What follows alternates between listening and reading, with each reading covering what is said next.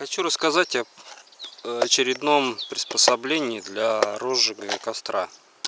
Его я посмотрел у сантехника, который занимался пайкой меди.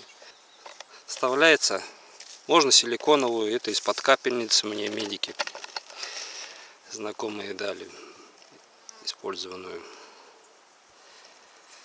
Эта часть одевается вот так.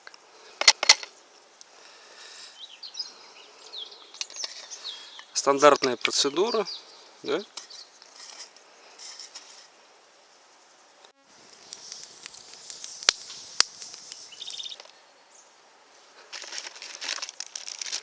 Достается любой предмет для создания открытого пламени.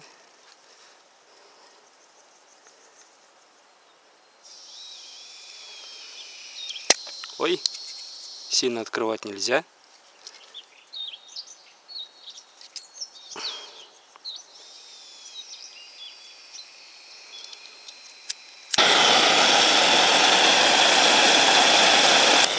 Вот у нас горелочка горит, и готовые кострище подносятся.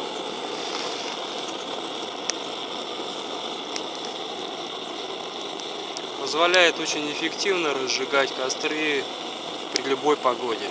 Буквально несколько секунд было потрачено для розжига костра, но это при вот такой хорошей сухой погоде и хороших дровах. Все.